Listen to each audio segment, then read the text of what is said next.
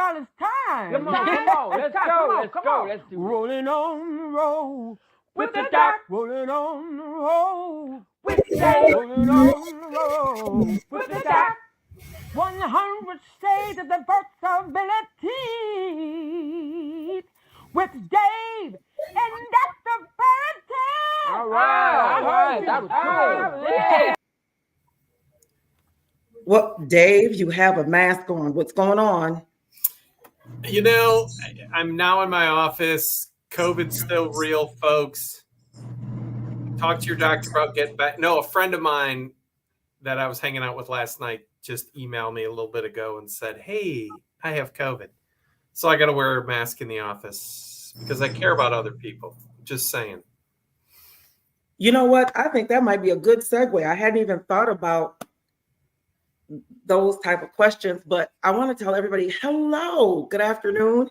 And you are rolling on the road with Dr. Kimberly and Dave. And our guest today is Mr.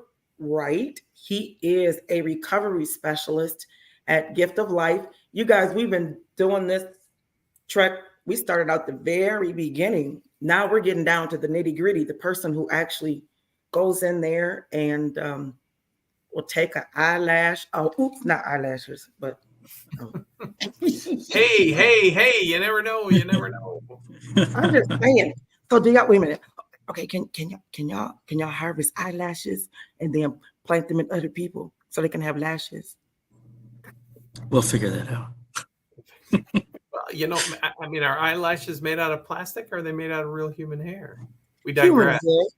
We digress. Enough. John, welcome to our show. As you can tell, we are filled with fun and mayhem, but always, not always, but most days, a very serious topic. And it's been awesome hanging out with Gift of Life for how many weeks, Dr. Kimberly? This is our 6th week. Getting the word out. I'm sure you've seen a spike in donors or people signing the Gift of Life registry, people out there. We showed you where it is, the national registry, because I'm going to beat Dr. Kimberly to the punch. We're in 50 states and 12 countries. So we can't tell you what to do in other countries, but in America, there's Gift of Life in every state. Please register. Again, think about it. It's not a force. It's a voluntary choice, but it's about caring about other people. And you're not going to use it anymore. You know, they're not. We want to say good afternoon to Yantia, who is all the way down in Atlanta. And I will be there in 14 days to see the brand new grandbaby. Atlanta. Yes. All right. John, I have a question. So he says he has COVID. How were you able to do harvesting during the height of the pandemic? Well, we do COVID tests and we do cycles. So to see where the cycle threshold is. Mm-hmm. And if the cycle threshold is low enough, we can harvest those organs to donate to other recipients. But that's a new one on us. Cycle threshold. What does that mean? A cycle threshold is a certain level to where it's the shedding of the virus is low enough to where it's not going to cause any harm to the new recipient. Got it. Yes. So we've learned a lot since COVID. Like in the beginning, we turned down a lot of organs with COVID just because we weren't sure how the recipients were going to take them. They're immunocompromised already. They're already on a lot of medications. So we erred on the side of caution until we found, we had more research. But now we have put in COVID livers, COVID hearts, COVID kidneys.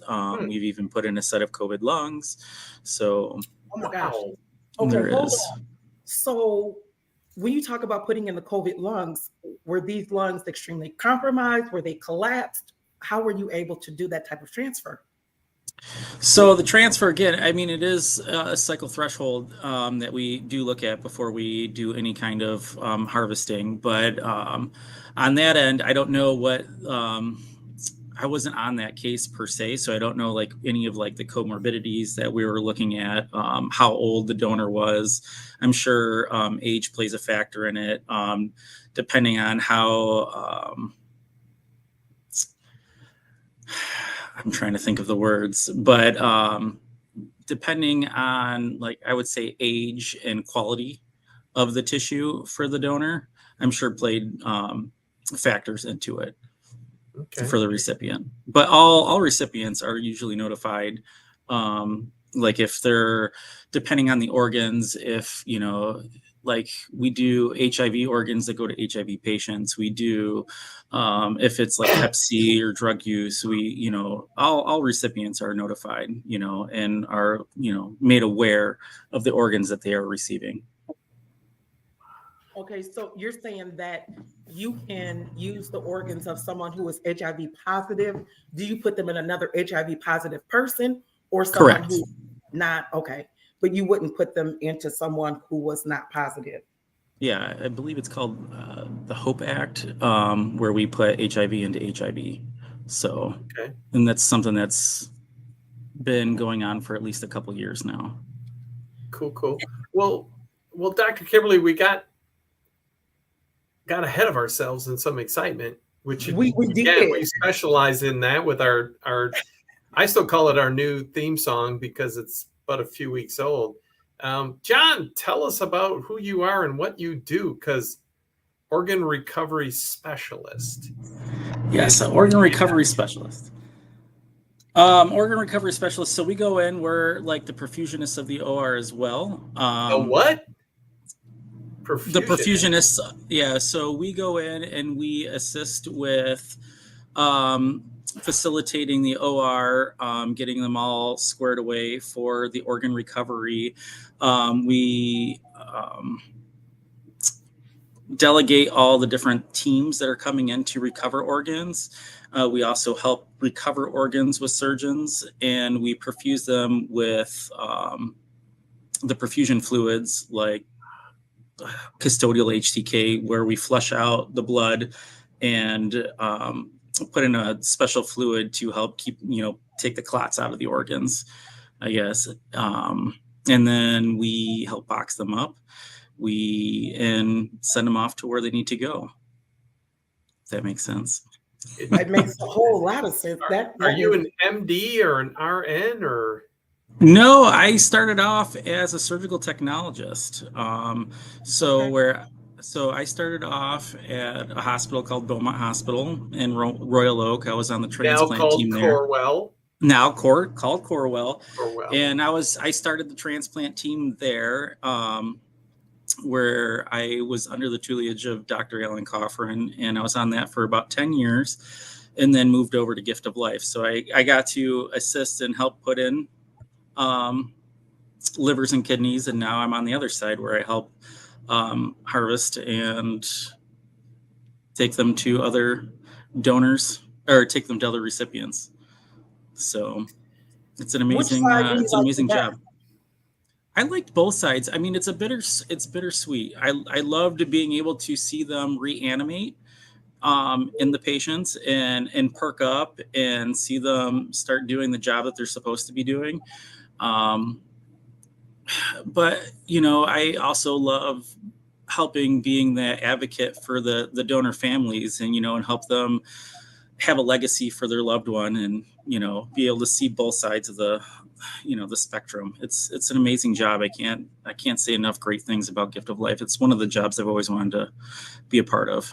So, okay. So that leads me to ask the question, who just wakes up one day and says, you know, I think I want to play with people's, you know, insides and give them to other people? I mean, because I'm going to follow that up with John. The chuckle is, you are a medical professional, and just you talk about the reanimation. And of course, I can only speak for myself, not Dr. Kimberly. You know, when I talk about reanimation, I'm thinking of, Bride of Frankenstein and just bad movies. And you're saying it just very calm, clinical, the perfusion, the reanimation, but also the bittersweet talking with families about their real life, their loved ones. But when you're in the ER, it's all business. So Yes. How did you just say, I want to do that? Well, I mean, I was in the medical field for, I don't think it's definitely not for everybody. There's a lot that goes into it. I mean, it it's tough, because I mean, you see these donors that come in, you see their medical history, you see what brought them there, all different ages from peds all the way, up to older donors. And you see the story that plays out, you talk to the families, you hear the families. We have galas that where donors and recipients come, and they talk about their loved ones and bring everything together. I mean, they're tearful moments knowing that you were a part of this family, and you get to see both sides of the coin. I mean, I don't know. It's just, I love the OR. I never saw myself do this when I was younger. I mean, I originally started off as a cartoonist, and here I am. So, I mean, come on. Wait a minute. Hence gave the word reanimation. Okay. Yeah. Hence the reanimation. Yeah. But I mean,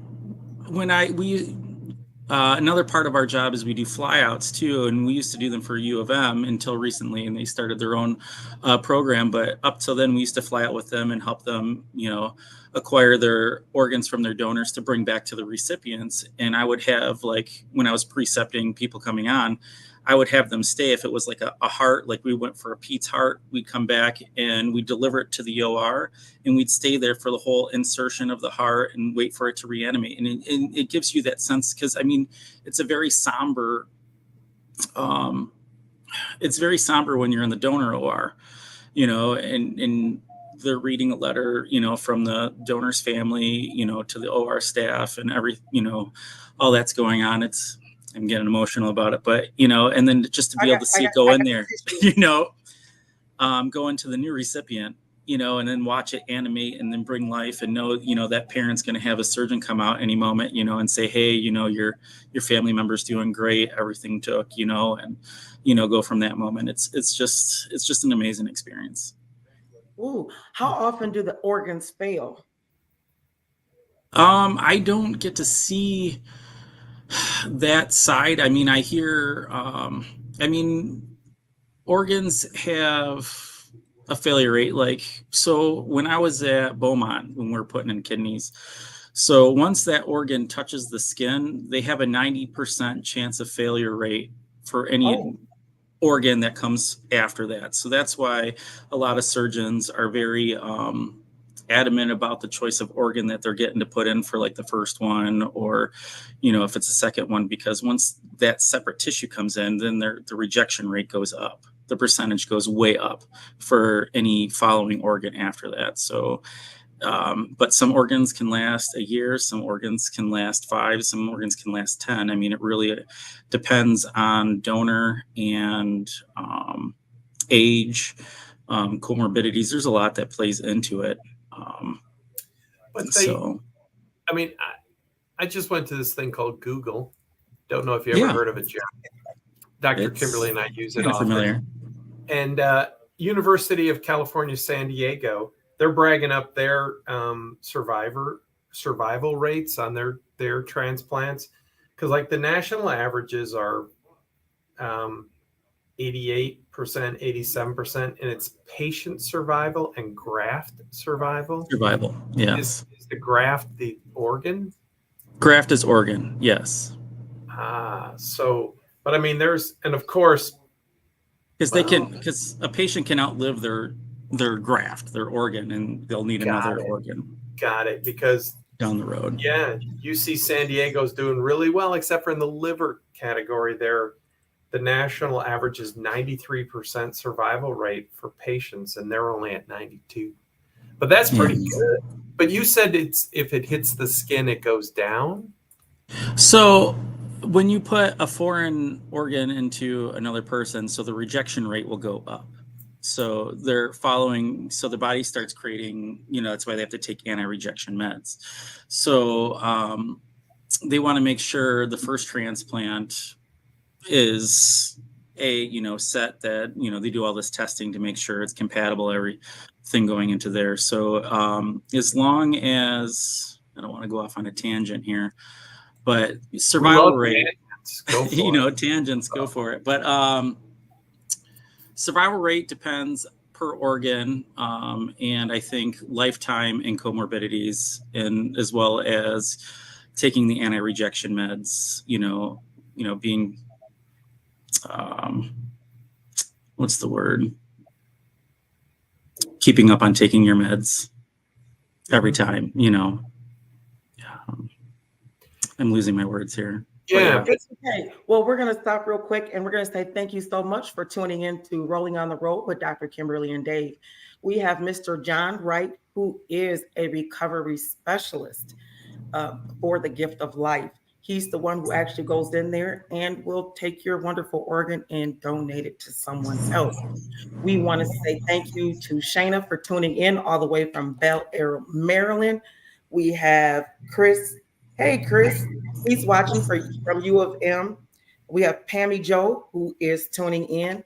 So we want to say thank you so much for being here. We have learned a lot in the last 6 weeks, and I am grateful for all of the experiences that we all experience. I guess that's the best way I can say it. We have learned that it's those lived experiences that help other people, especially when we take the time to be transparent and let other people know you're not alone. And so to be on this journey has definitely been a healing journey. It's been 190 days. Unbelievable. Time is going slowly and yet quickly. And so I am grateful for Gift of Life for agreeing to say, hey, you know what, we're going to send folks and let you be able to see exactly what happens. And what I have loved the most listening to you today is that no matter what is happening with you, you can still give. I mean, we just have always had the misnomer that you have to be in this pristine health condition to be able to be a donor. And here we're hearing that you can have HIV.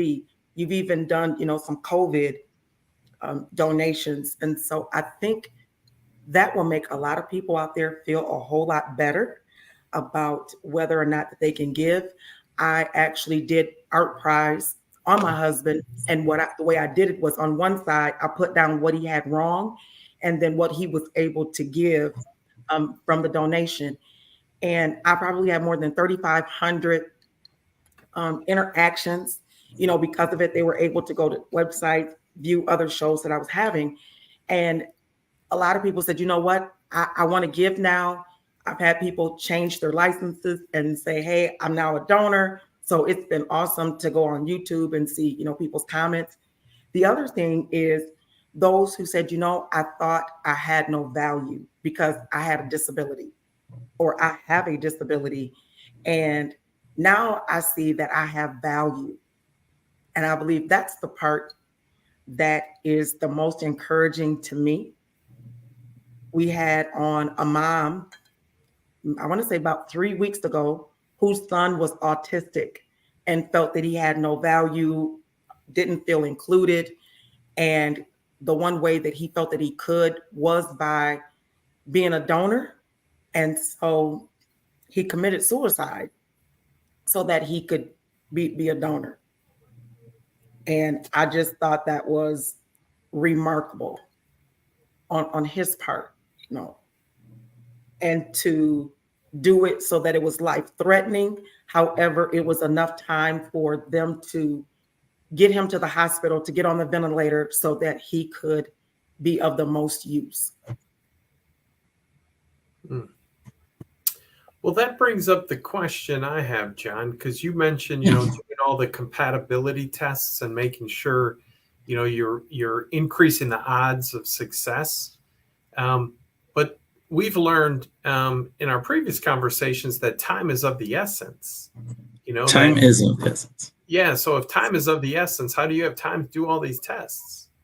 So a lot of it all depends on the type of donation we're going to do. There's two types. There's brain death and there's donation after cardiac death. So if it's a brain death donation, that's where we can maximize the most amount of organs. So that's where they're left on the ventilator. What is the maximum amount? like maximum amount. So you have Yes. heart, you have lungs that can save 2 lives. They can either go, both lungs can get donated into one recipient, or they can be split and put into 2 separate recipients. You have a pancreas, you have a liver. Liver can also be split and put into 2 different recipients. And then you have kidneys, where both can go into one recipient or into 2 separate recipients. And then you also have intestines, and that's pretty much what we pull. We also have, if heart can't go, sometimes the valves are acceptable, and we can do heart valve transplants, so we can recover those. And then we also have spine. So that's what brain dead. So this donation is for brain dead. Brain dead, you can maximize. Yeah, you can get heart, lungs, liver, kidneys, and panc. And we have time for them to do all the tests, make sure everything, like we get the CT scans, MRI scans, we do oxygenated blood levels. We make sure everything is right for the donor, for the recipients. You know, they come look at that, and they look at, and then we have time to make sure that we also look at size, because size plays a factor. Weight of the organ plays a factor. So we look at all these things for the recipients. And then also now we have new machines that come out, because with DCDs, most of the time, those are more of a rapid type case. Like if we're doing a DCD, it's donation after cardiac death. We know that they're not going to progress to brain dead, or there's something coming out, or there's something going out the family where they don't want to wait till brain dead. So there's more centers that are a little bit on edge to do heart or lungs, because it's 4 hours out of the body to make it from donor to recipient. There's time factors from the amount that the time the organ can be out of the body. So those are usually just liver, kidneys. But now we have new equipment now that can do warm perfusion, that can extend the life of the organ outside the body to go into the recipient. So for DCDs, depending on what these hospitals are trained in, or what they have at their disposal, there's things called transmedics machines where they can perfuse the organ and extend the life. So we can do that for DCD organs and help get more organs out there too. But yes, time is of the essence with those. But we have more testing. Yeah, so what we see on TV might be slightly exaggerated, where they kind of, unfortunately, not to be crass about it, but to remove somebody's heart and put it in a cooler with ice, and then they run to the airplane and fly somewhere with a heart on a hunk of ice. It might be a little more complicated than that. No, it's pretty. That's pretty true. So what we'll do is we, in the OR, let's say the heart comes out, we'll flush it, get it all set. There's different ways to store a heart, but it gets put in a container, but it usually gets bagged. It gets triple bagged or put into a rigid container and 2 other bags, but it will get put into a cooler on ice to keep it cold. For cold stasis, and it's got about a 4-hour lifespan from the time that it comes out of that donor to the time it goes into its recipient. So everything is timed. There's many phone calls that go into play. So when we're in the donor, we're making the phone call. Does it look good? The surgeon's looking at it saying, hey, does this look good? Does this not look good? How's the size? How's it going? And then they're making phone calls back, and they're like, okay, we can cross clamp at this time. And then that's when we start the perfusion and start the system. So from that time on, we're counting down the time. We know how much time it takes for them to get the heart out, know how much time it takes to back table it, know how much time it takes to get to the hospital, to the airport, how long that flight gets from the airport back to the other hospital and back into that patient. Everything is down to the minute. And there's about 100 phone calls that take place. Wow. So it's very choreographed. How many times a month? How many times a month does that happen? As many times as that it needs to make it happen. It all depends. On there's a lot that goes into it. So depends on surgeon availability, all OR's availability. But we can there's multiple hearts that get done a day. So not necessarily donors, but I'm just saying we have the ability. All right. So Sorry, Dr. Kimberly. we have amazing surgeons that can do just some amazing things. I believe it. We have Doretha Ordon, who says, I am now a donor thanks to Dr. Kimberly and Stan. So this has really been a great, thank you, Doretha. I call her Maritha. That I have just been on this campaign that everybody needs to donate. Well, thank you for all that you're doing. You need to donate. So I'm glad that she's another one that she and her husband now are donors because of the shows that we've done. Now, I do have a question. Do you guys have, I don't know how you just like train, but you just said that you have everything timed down to the minute, even down to seconds. Correct. So is there a team that says, okay, we're going to do just heart transplants, and they kind of go through what that looks like and they practice? Because I know for me, being in the Navy, we go over things like this time and time again. We go out to sea, we call it quote unquote war games, and we say, this is how we're going to do it if, we're attacked. And we do it till we get it down to a science, and we have a certain amount of time to be able to respond. So transplant is still a fairly new endeavor, I guess I would say. I mean, it's something When you that's say still new, how new?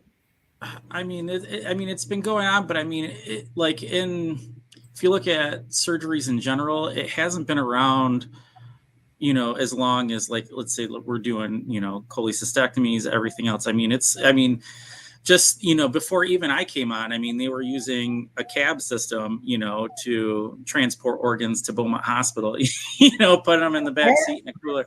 So, I mean, we've come a long way. I mean, but for training purposes, I mean, it's like all built into I guess it's all built into the system. I mean, if you think about it, like surgeons that started the transplants, they bring on their fellows and their residents, and they take them with them, and they teach them how to procure. And in doing so, they learn the steps that it takes. Okay, at this point, we're calling they have a team that goes procure. They have a procurement team, and they have a team that's at the hospital that's going to be putting in the organ. So usually whoever goes to procure doesn't put in the organ back at the other hospital, because they're already prepping their recipient over there to make sure everything's ready. So by the time that organ lands at that hospital, they're cutting out that organ to put in the new organ.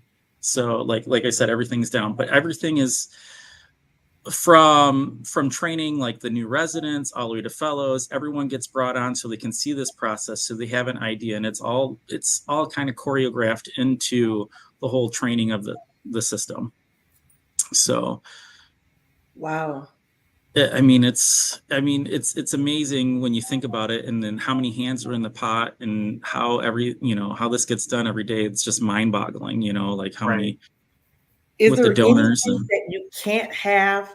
Like you said, you can transfer hearts from someone who is HIV positive.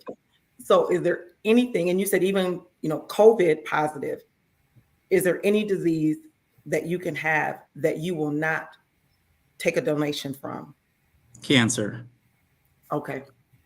Cancer pretty much negates all transplants. So if we take organs out, even if we've had multiple scans and everyththing comes back clear and we're inside the donor, even after the organs come out, we still, like, our job before we close, we look through at every single organ that's left in that body, and we make sure we have our hands on everything, we're feeling everything, making sure there's no nodules and, no lumps or bumps or anything out of the ordinary. And if there is, we pull it, we get a biopsy, and we warn all the teams that are flying out saying, hey, whoa, we found something, which can be obviously, devastating to a recipient. So we want to make sure, because they're already immunocompromised, and we don't want any kind of cancer cells making it into.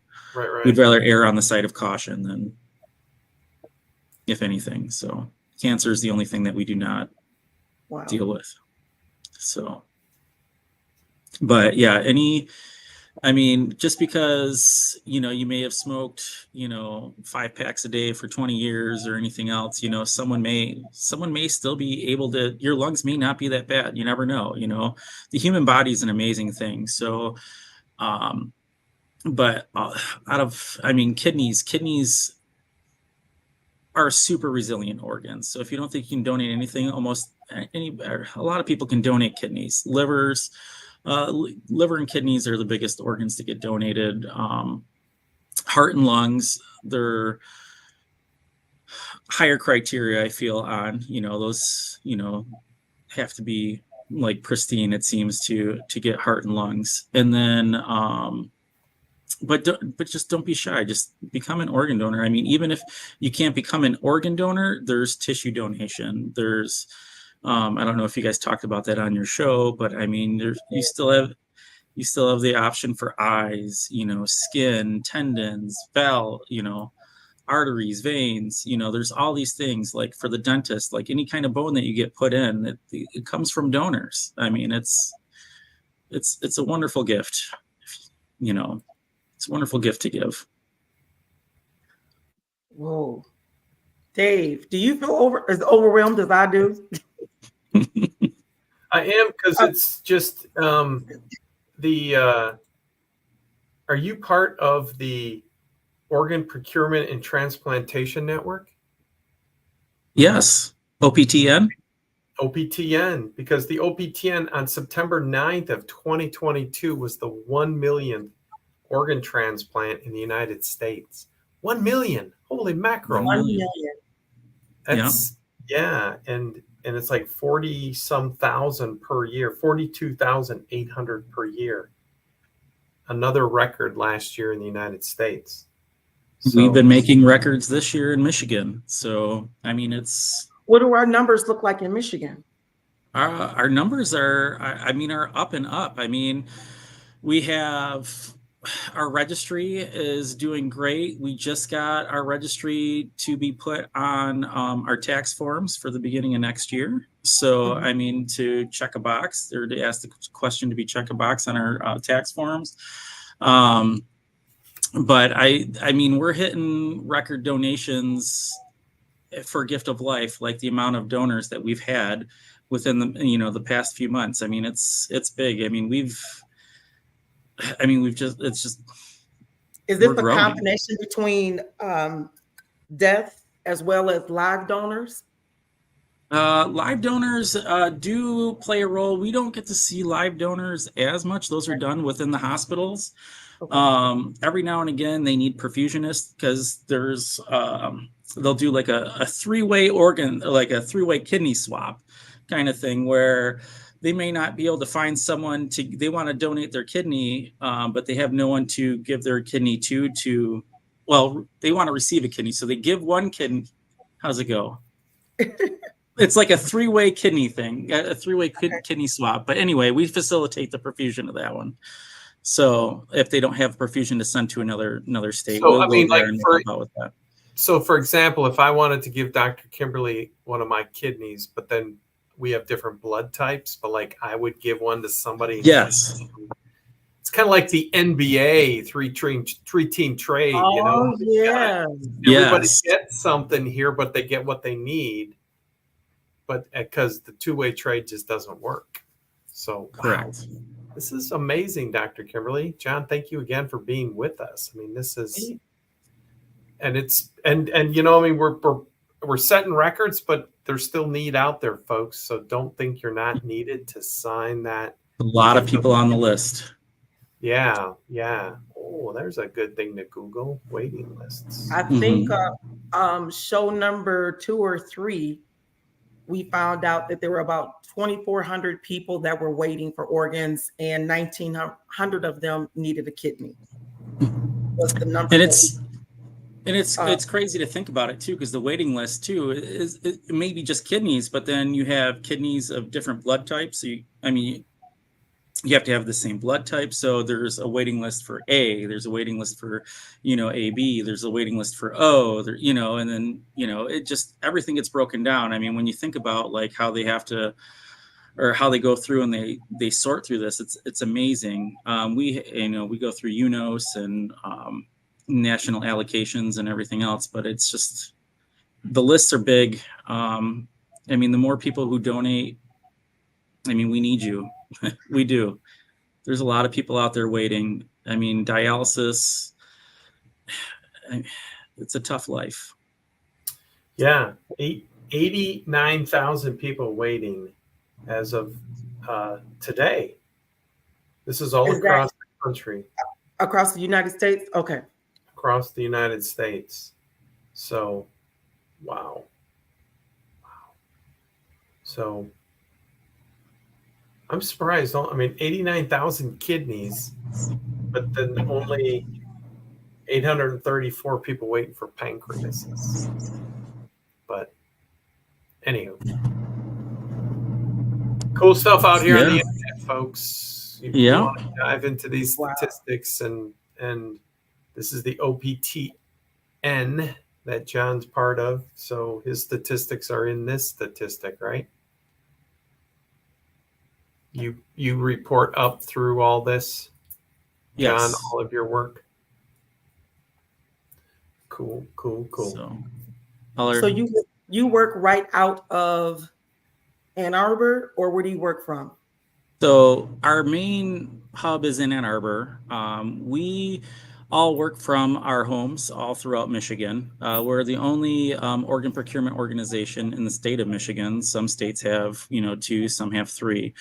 But Michigan only has 1, and we cover the entire state of Michigan, even the UP.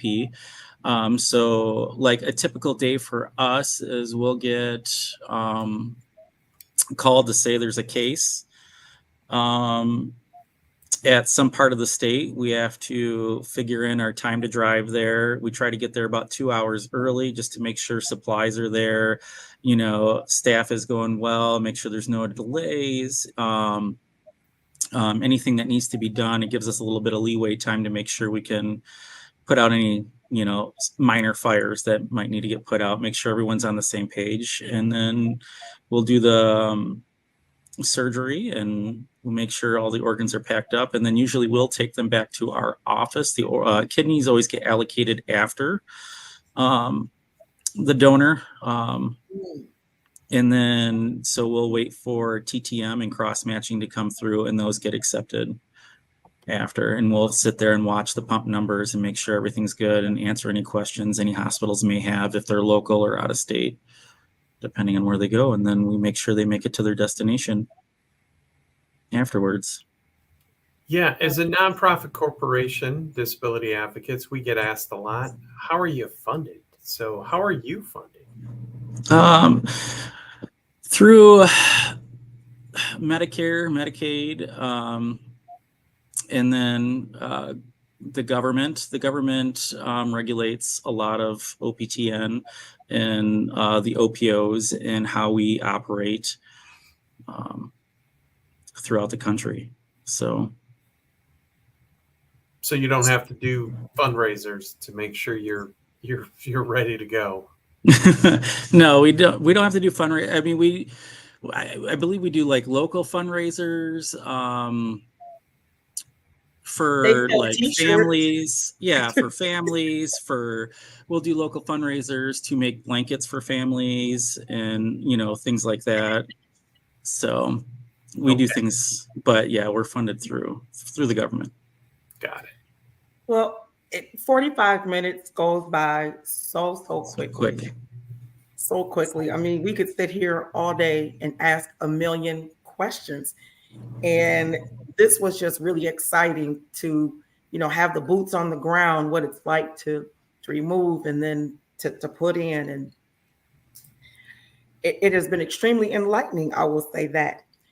Is there any final thing that you would like for our audience to know? Anyone can be a donor. Go out there. If you have questions, ask questions, call. We have all different sorts. You can call your local organ procurement organization. They have people that they can put in contact with to educate you on any questions that you may have. We're always constantly trying to get out into the community to enlighten everybody, to make sure that everybody has a clear understanding of what's going on. It's just an amazing gift. I mean, that anyone can give. And don't ever think that you wouldn't be able to probably give something. Everyone has something. So, I mean, whether it be heart, lungs, liver, kidney, pancreas, intestines, I mean, it could be tissue, it could, veins, vessels, whatever. I mean, it's right. That's what, we focused on early on in this series, is how many different kinds of tissue that Stan was able to donate. And you just don't think about it. It's like, holy mackerel, a lot of different things. And that was that art piece that Dr. Kimberly talked about. But we're going to wait for Dr. Kimberly to say goodbye. But my quick question, John, what's one of the coolest organ procurements that you've been part of? I would have to say, when I did, I mean, it sticks with me when I went out on a PEDS donor out of state and we recovered the heart. Wow. And every donor that we have, the family always writes either like a letter or has some sort of acknowledgement. We had, before we even did any surgery, we all got together. We had this, 3-page paper that was written from the family. It was beautiful. It was touching. They had a set list of songs that they wanted played in the OR for them. And it was just very moving. I'll always remember it. And then watching that heart reanimate into the recipient was just... Wow. Dr. Kimberly, while we were waiting for you to get through your technical difficulties, I asked John what was one of his coolest organ procurements, and I'm all verklempt that to harvest a pediatric heart and for that such loving embrace by the family to be part of that donation and to see that little heart start another little body. Wow, folks. If that doesn't get you to think about being an organ donor, dang it, think about it. Sign up. So please. I think we have at least one show where there's some technical difficulties. We love technical difficulties. This show it's about life and death, but it does not impact life and death, like John's job driving across Michigan to get a heart or a lung or something. Holy mackerel. So wow. Thank you, John, for sharing that. That was awesome. Yeah. I'm glad I could be here. I'll watch it on the replay. And we want to say thank you. If you are watching it on the replay, thank you so much. Please share, tell a friend. What I have really loved about all of this is there are families who have used the videos in order to have the conversations with their family. And it says, Michael Moore, it says, what? Great opportunity to be part of sharing the gift with the recipient. Yeah. And Shayna says, great show. So we are grateful that, people didn't know how to have the conversation, and if they wanted to, and there are those who have played the videos for the family, and they're like, wow, thank you.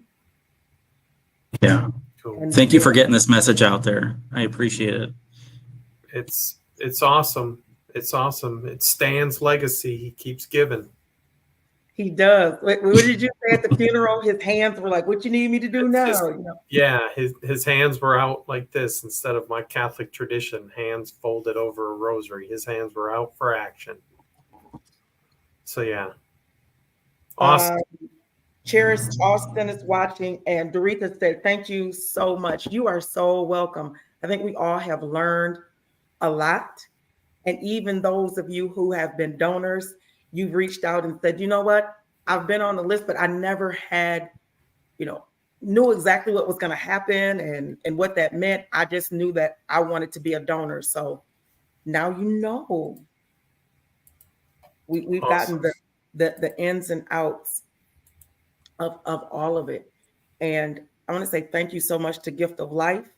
I think there's probably a legislative piece that we can do. There's some legislation, and we can probably talk about that. But on December 8th, we are slated to do an actual tour. So we are going to do the tour live. So you can see Gift of Life. So we want to say thank you so much to Allison for setting that up, that on December 8th, we will actually get to do a live tour of Gift of Life and see where life actually begins. And oh, wow, we have lots of comments here. What's we got going on here, Dave? A bunch of comments coming in from YouTube. So Letitia James, excellent topic, very informative. And then is it Salitha Bello? Thank you, Dr. Barrington, Dave, for our department to be able to share today. So there must be somebody from Gift of Life. Sure is. She's All one right. of our managers. Awesome. Well, as long as we keep spreading it and getting it out, we're on GRTV 3 times. It gets rebroadcast. It's out on that thing called the internet, so again, a few thousand people will watch this, and hopefully one at a time become a donor. Check that box. So Please awesome. do. We do one fine. I'm going to get the number that I gave to Allison. And so our number so far of people who have been reached from having done the show is now at, okay, where's the number? It is 4,598 people. Yeah. 2 more people out there. Sounds like a telethon. 2 more people. We'll get to 5,000. So It's awesome. So we are excited. Awesome to lift up your work, John, your whole team. Wow. I'm going to carry that story. That is just fantastic. And again, the beauty of both sides of that, the giving and the receiving. So, all right. Thank you. So I do believe we may have one more show. If not, you guys come on back on December 8th. We will have a live tour of, Gift of Life. So that's an amazing place. Yes. And I get to make my art prize donation to Gift of Life on that day. Awesome. All right. Thank you, Dr. Kimberly. Thank you, all right, John. Thanks, guys. Thank you. Have a good one. Yeah, you too. Take care. Bye.